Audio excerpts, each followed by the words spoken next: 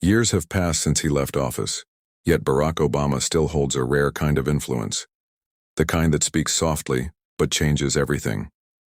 And this night proved it again. The night sky over Washington shimmered with a quiet sense of anticipation. The city that had seen endless political battles was about to witness another one, not in the shadows of Congress, not in the chaos of Twitter, but on a single stage, in front of the entire world. It was the evening of the National Leadership Forum, an event that only happened once every decade. A rare occasion where past and present presidents shared the same platform, to speak, to reflect, and to show the nation that even in disagreement, democracy stood tall. Inside the grand hall, the lights glowed softly, bouncing off golden drapes and polished marble floors. Rows of dignitaries filled the seats, senators, military leaders, ambassadors, and influential figures from around the world. The air was thick with whispers, camera clicks, and the quiet hum of expectation. Everyone knew this was more than an event. It was a face-off in disguise. At one side of the hall sat Barack Obama, calm and composed as ever. His signature smile flickered as he greeted familiar faces. He looked rested, confident, and at peace, like a man who had made peace with history. Across from him sat Donald Trump, the current president. His posture was firm, his gaze unwavering. He adjusted his red tie, looked around the room, and nodded occasionally, but his mind was elsewhere. He was ready to reclaim the spotlight, to remind the crowd that he was in charge now. Every conversation in that hall led back to one question. What would happen when these two men spoke, back to back? Trump's supporters whispered that Obama would be put in his place. Obama's admirers believed Trump would lose his composure. No one could predict which way the night would go, and that was exactly why everyone's eyes stayed glued to the stage. The moderator, a respected figure known for keeping peace in even the most heated debates, stepped up to the podium and announced, "Ladies and gentlemen, tonight we gather to discuss the challenges facing our nation and the path forward. Please welcome our first speaker, former President Barack Obama." The applause erupted like thunder. Obama stood, buttoned his jacket, and walked to the stage with quiet grace. Cameras flashed. A dozen microphones pointed toward him. Yet somehow, amid the noise, his presence brought calm. He began with a small smile. "Good evening. It's good to be home." The room softened instantly. Even those who disagreed with him leaned in to listen. His tone carried warmth, but also the weight of wisdom, like someone who had seen both triumph and chaos and learned from both. He spoke of the struggles the country faced, economic divisions, rising distrust, the need for compassion and leadership. America's strength, he said, has never been about one man. It's always been about all of us working together. His words flowed like music, balanced, clear, and confident. People nodded, clapped, even smiled. For 10 minutes, it didn't feel like politics. It felt like a reminder that hope still had a voice. But in the front row, Trump watched carefully. His eyes narrowed slightly each time Obama mentioned unity, progress, or cooperation. He shifted in his seat. To most people, Obama's words sounded like wisdom. To Trump, they sounded like challenge. When Obama spoke of achievements from his administration, from expanding healthcare to strengthening international ties, a faint tension crept into the air. Trump's expression hardened. He leaned toward one of his aides and muttered something under his breath. Cameras caught the movement, but not the words. Obama concluded his speech with a simple but powerful line. "Leadership is not about tearing others down to look taller. It's about lifting people so the country stands stronger." The audience rose to their feet. The applause was long and loud. Obama smiled, nodded, and returned to his seat. Trump clapped politely, twice more, and then stopped.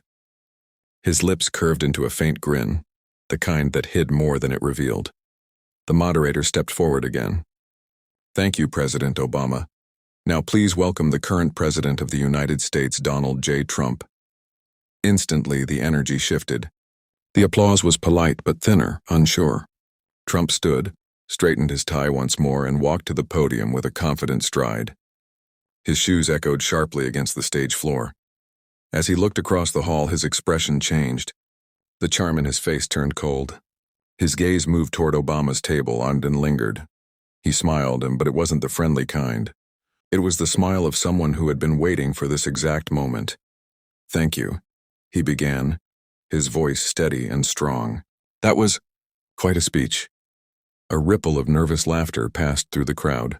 Trump looked down for a second, then back up. "We all love to hear nice stories," he said. "But let's be honest, some people talk about unity after leaving a mess behind. I've spent years cleaning up what others called progress." The tension rose instantly. Cameras zoomed in. Obama didn't move, but his jaw tightened ever so slightly. Trump continued, his words laced with sarcasm and pride. "They say leaders come and go. That's true, but some should have gone a lot sooner." The audience gasped, and just like that, the night that was meant to be about leadership, unity, and vision turned into something else entirely. It had become a battle of legacies, and everyone in that room could feel that the real fight had only just begun. As Barack Obama reached the podium, the noise in the hall slowly faded. Conversations hushed, camera shutters stilled, and even the air seemed to pause. There was something about his presence. It carried quiet authority, the kind that didn't demand attention but earned it naturally. He adjusted the microphone and smiled lightly. "Good evening," he began. His tone was warm, sincere, and steady, the kind of voice that could fill a room without raising its volume.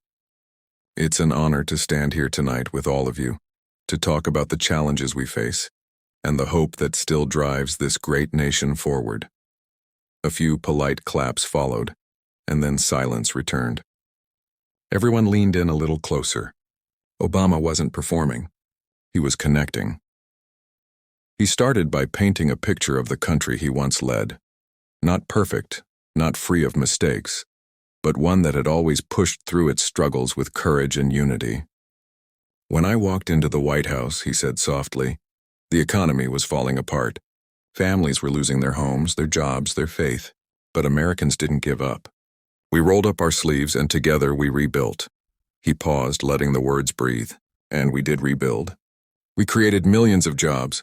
We reformed a healthcare system that left too many behind. We made sure that if you got sick, you didn't have to choose between medicine and rent." There was gentle applause. People remembered those years, the struggle, the progress, the feeling that change was possible.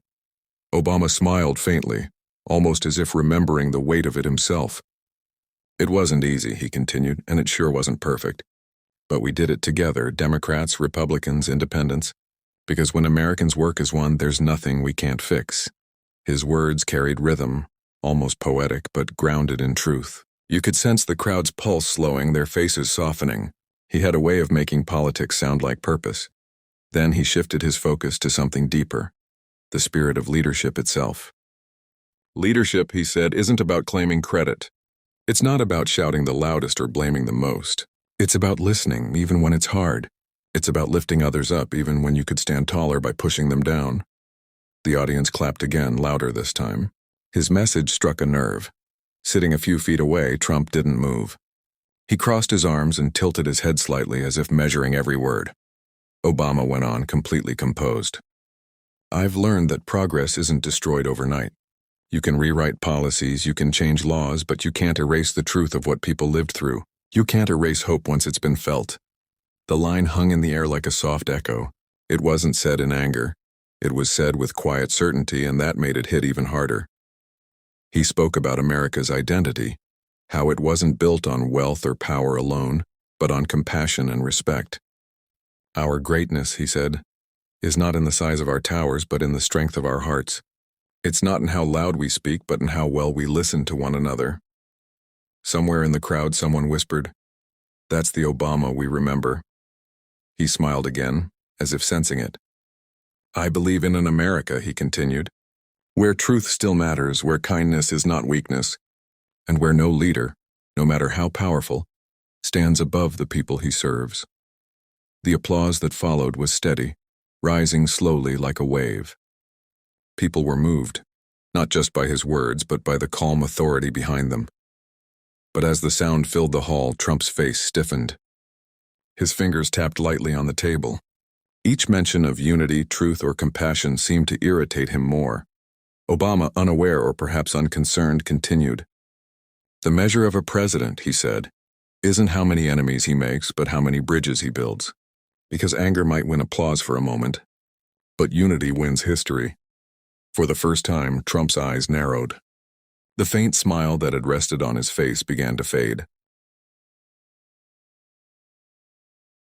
Obama looked across the hall, not directly at Trump, but close enough that everyone felt the tension spark.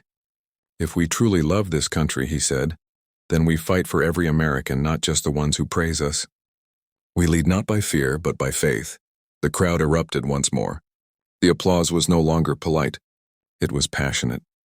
Obama nodded in appreciation, then took a breath and finished with a quiet final line. "Leaders come and go, but what they leave behind, that's what lasts. Let's make sure what we leave is worth remembering." The hall stood up in applause. Some clapped out of respect, others out of admiration. Even those who disagreed with him couldn't deny the composure and grace with which he spoke. And yet, in the midst of the noise, there was one pair of hands that didn't join in. Trump sat still, his jaw tight, his eyes locked on the stage. The polite grin he had worn before was gone. What remained was something sharper, a look of challenge. Because in that moment he knew what everyone else did too. Obama hadn't just spoken about leadership. He had spoken to him, and soon Trump would make sure the calm wouldn't last. As the echoes of applause for Obama slowly faded, a hush spread across the hall. The crowd shifted in their seats, still processing the calm power of the former president's words. But in that quiet, one man's expression remained unsoftened.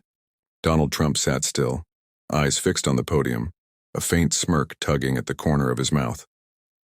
When the moderator announced his name, the applause that followed was polite, measured.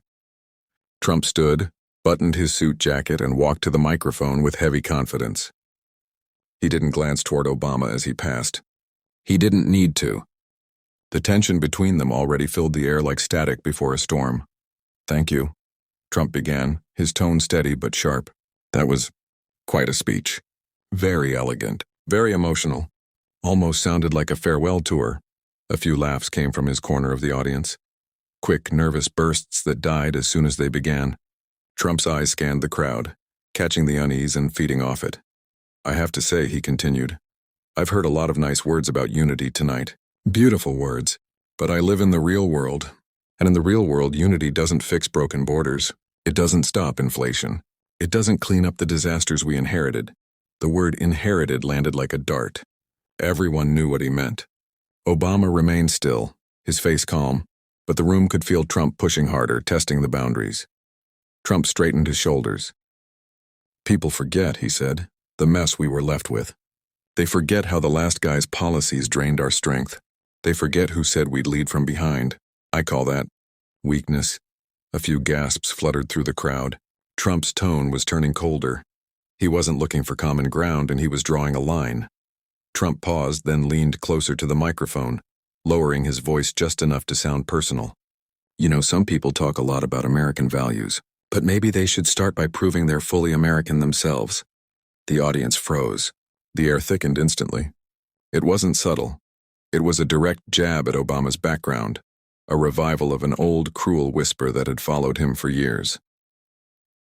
Trump smiled faintly, almost pleased by the silence that followed.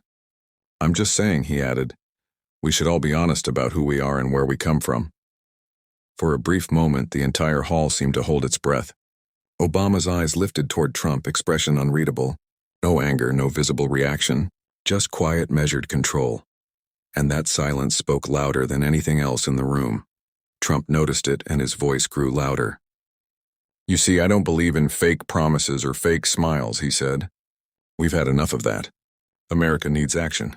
America needs real leadership, and that's what we're doing now." The word fake repeated again, deliberately, cruelly. He wasn't just addressing the audience anymore. He was targeting Obama directly, trying to provoke him, trying to drag him into open conflict. A few of Trump's supporters in the front rows nodded. Some even clapped, uncertain whether it was the right moment to do so. The rest of the hall stayed still, uncomfortable and quiet. Trump continued, pacing slightly behind the podium. "It's funny," he said. "Some people act like they built the country from scratch. But when I took over, it was falling apart. The world laughed at us. We were weak, disrespected, and tied up in bad deals. I fixed that. I brought jobs back, I rebuilt our military. I made America proud again.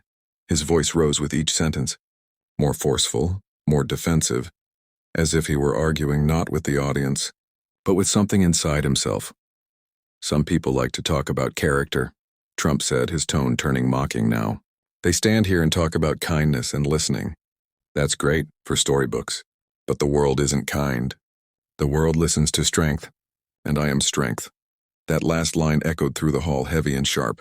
He stopped, letting the silence stretch. Then, without turning, he glanced sideways toward Obama's seat and said quietly, "You know, some people leave office, but they never really leave. They hang around.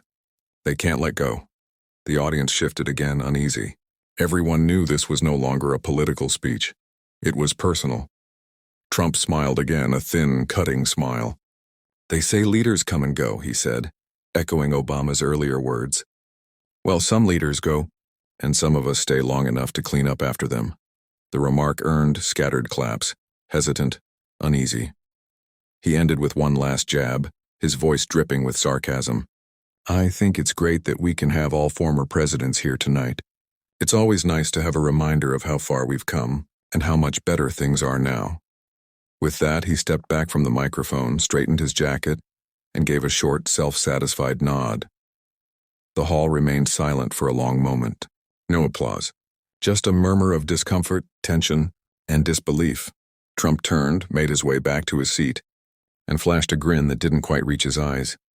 Obama looked straight ahead, still composed, still quiet. But something in his stillness had changed. A kind of sharpened calm. The calm before the strike. Trump sat down, clearly pleased with himself, convinced he had made his point. But what he didn't realize, what no one in that room yet knew, was that Obama wasn't finished. The real response was still coming, and when it did, it would leave the room in stunned silence. For a few long seconds after Trump sat down, the room remained frozen. No one clapped. No one moved. It was as if the air itself had thickened, trapping everyone between disbelief and discomfort. The contrast between Obama's calm composure and Trump's cutting tone still lingered like smoke after a fire. Obama sat quietly, his expression thoughtful. He wasn't angry, not yet, but something in his eyes shifted. He had faced louder critics, tougher nights, harsher headlines. But this wasn't politics anymore. It was personal. The moderator hesitated, sensing the tension. "Thank you, Mr. President," he said weakly. Before he could continue, Obama rose slowly from his chair. The movement was quiet but commanding. Every head turned. The murmurs stopped. He didn't wait for permission to speak. He didn't need it. He walked back to the microphone with steady steps. Trump glanced at him, eyebrows raised as if daring him to say something. Obama reached the podium and paused. His voice, when it came, was low and deliberate. "You know," he began, "I've been told many things in my life. That I wasn't born here, that I didn't belong, that my success was somehow borrowed." The crowd fell silent. His tone wasn't defensive when it was measured, almost surgical. He continued, "But tonight I'm reminded that sometimes the loudest voices are the most afraid. Afraid of losing control. Afraid of being seen for who they really are." Trump leaned back in his chair, pretending to look amused, but his smile had tightened. Obama's gaze turned toward him. Calm, steady, cutting through the tension like a laser. "You talk about truth," he said. "Let's talk about that for a second. You've questioned my life, my background, my faith, even my birthplace." A murmur rippled through the audience. Obama tilted his head slightly. "So let me ask you a question, Donald. You and Ivanka secretly have children?" The room erupted into shocked whispers.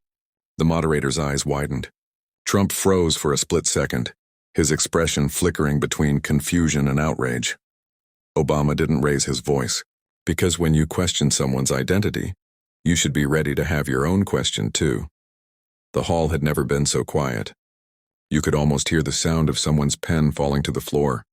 Trump tried to laugh it off, but his voice cracked slightly. "Ridiculous," he said. "Completely false. You're losing it, Barack." Obama simply nodded, unfazed. "Oh, I'm sure," he replied softly. "But sometimes jokes reveal more truth than lies ever could.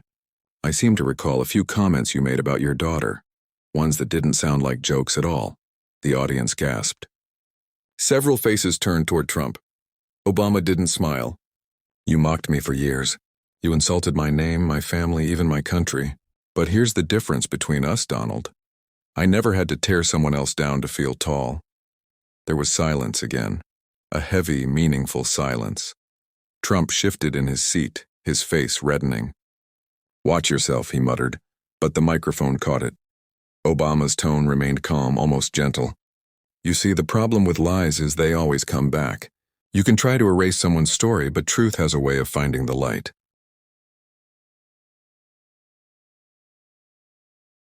The room was split now, but half in awe, half in disbelief. Obama's words were sharp, but his delivery made them sting more. He wasn't shouting. He was exposing. Trump tried to interrupt, but Obama continued before he could. "It's interesting," he said, looking straight at him. "You speak about family values, yet the world remembers what you said about your own daughter. That's not leadership, Donald. That's confusion." Trump's jaw clenched. He stood up halfway as if about to respond, but something, pride, fear, anger, where it kept him seated. Obama's eyes didn't leave him. "You want to talk about America's truth? Let's start with yours. You built your empire on controversy and attention, but attention fades. Truth doesn't." Then, as if sealing his point, he added quietly, "And you might want to be careful, because not everyone in this room believes Jared Kushner is the only one who knows the full story." A visible shiver passed through the crowd. Some gasped. Others exchanged confused glances. Trump's composure cracked completely. His mouth opened, but no words came out. Obama leaned slightly toward the microphone. "I'll stop there," he said calmly. "Because unlike you, I don't enjoy humiliation, even when it's earned." He stepped back. The hall remained dead still. No applause, no laughter, just shock. Trump stood abruptly, knocking his chair back. "Enough," he snapped. "This is unacceptable. Either he leaves this stage or I walk out of this farce." The organizer hurried over, whispering to both men, but the damage was already done. Obama said nothing more. He simply nodded, turned, and began to walk away, his stride unbroken. Trump watched him go, breathing heavily, eyes darting between the crowd and the exit. The audience remained in stunned silence. Everyone knew they had just witnessed something far bigger than a political clash. It was a collision between composure and chaos, between calm truth and reckless pride. And as Obama's figure disappeared beyond the curtain, one question hung in the air like smoke after a storm. What exactly did Obama know, and why did it make Trump so afraid? The moment Obama left the stage, the atmosphere inside the grand hall shifted completely. The applause that usually followed any former president's speech never came. The audience sat frozen, faces turned toward Trump, who still stood near his chair, red-faced and tense. The echo of Obama's last words lingered in the air like an invisible storm cloud. Trump's breathing was uneven. His usual confident smirk had vanished, replaced by a look that flickered between anger and something deeper: unease. The question Obama had asked wasn't just bold, it was dangerous. And the way Obama had said it, calm and certain, made it sound like he knew something real. Trump turned toward the organizer, his voice tight. "You need to remove him now. I won't stay here while someone slanders me in front of the world." The organizer, a nervous man in a black suit, stammered, "Mr. President, he's already left. Please, let's just continue with the schedule." "Continue," Trump interrupted, his voice sharp enough to cut glass. "You think we can continue after that?" The room went silent again. Cameras, once steady, trembled slightly in their operators' hands. The guests looked around, unsure whether to leave or to wait. No one dared speak. Trump's hand clenched on the edge of the table. He could feel eyes on him, not with admiration this time, but curiosity. Suspicion. It wasn't just about politics anymore. It was personal. Obama's question had planted a seed that no denial could easily uproot. Finally, he spoke again, louder this time. "This is what happens when you give a failed leader a microphone: lies, attacks, pure disrespect." He pointed toward the exit where Obama had disappeared. "He thinks he can talk to me like that? He thinks he can question me in public?" The anger in his voice trembled, not from strength but from panic. It was rare to see Trump rattled, but the audience could sense it. Something inside him had cracked. A woman in the front row whispered to her companion, "Why didn't he just laugh it off?" Another replied quietly, "Because maybe it's not a lie." That whisper spread like a spark through the crowd. Small, soft, dangerous. Trump noticed the murmurs. He turned toward the audience, forcing a smile that looked strained. "You all know me," he said quickly. "You know the truth. I've always told it straight, always," but even as he said it, his voice wavered. His usual rhythm, confident booming, was gone. The power of Obama's calm had stripped away his armor. Someone shouted from the back, "Then why not answer his question?" Trump froze. His mouth opened, but no words came. For a moment he looked lost. Not the man used to commanding attention, but someone cornered by shadows of his own making. He finally muttered, "Ridiculous. Not worth responding to," but his hands gave him away. They trembled slightly as he reached for a glass of water. He took a sip, then set it down too fast. The glass clinked loudly against the table. The organizer approached him again, speaking in a low, urgent voice. "Sir, maybe we should close the event early." Trump glared. "No, we're not ending it like this. He doesn't get the last word. Not him." He turned back to the microphone, forcing his tone back to strength. "Let me tell you something," he began. "Some people think they're clever. They hide behind fancy words and fake smiles. But America knows who's real. America knows who's honest," but the energy had changed. The words didn't land. The crowd wasn't cheering. They were watching, evaluating. Obama's calm presence had left a shadow that Trump couldn't shake off. He went on, talking faster, louder, almost desperate to fill the silence. "These people, they want to tear me down because they can't stand success. They can't stand that I'm still here, stronger than ever." A few claps echoed weakly, but they died quickly. Trump's eyes darted toward the side doors where staff members whispered nervously. He could see cameras still rolling. Every twitch, every flicker of emotion was being captured. "End it," he muttered to his aide. "Now." But as he turned to leave, something stopped him.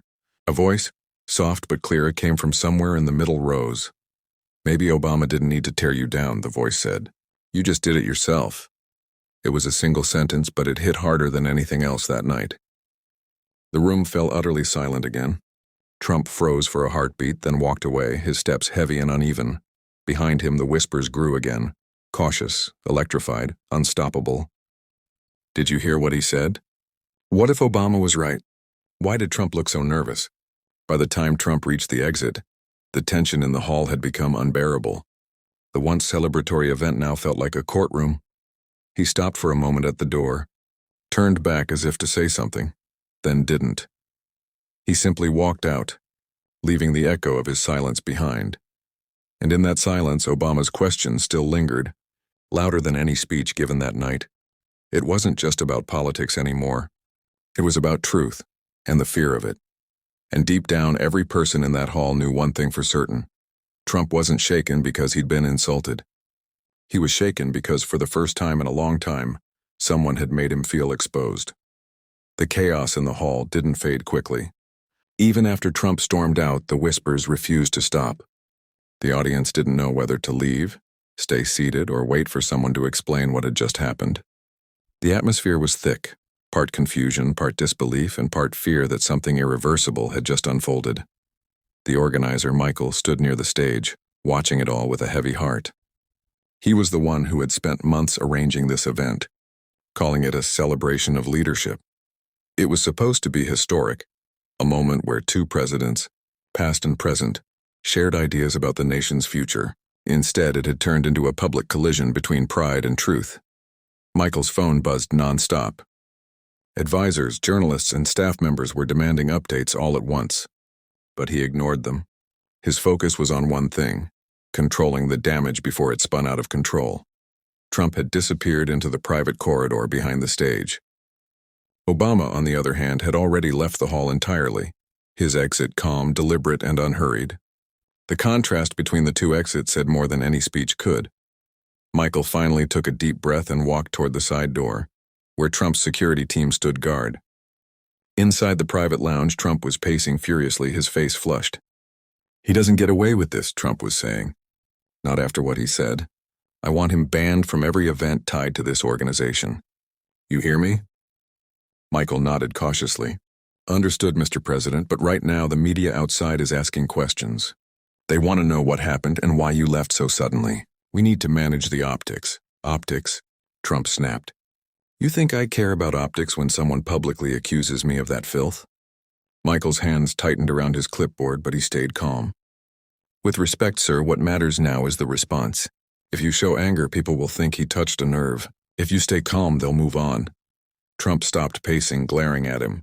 You think I look rattled? Michael didn't answer right away. The silence itself said enough. Outside the room, the audience had started to leave in small groups, still whispering. Some looked uneasy, others intrigued. But everyone carried the same question in their minds. What did Obama mean by that?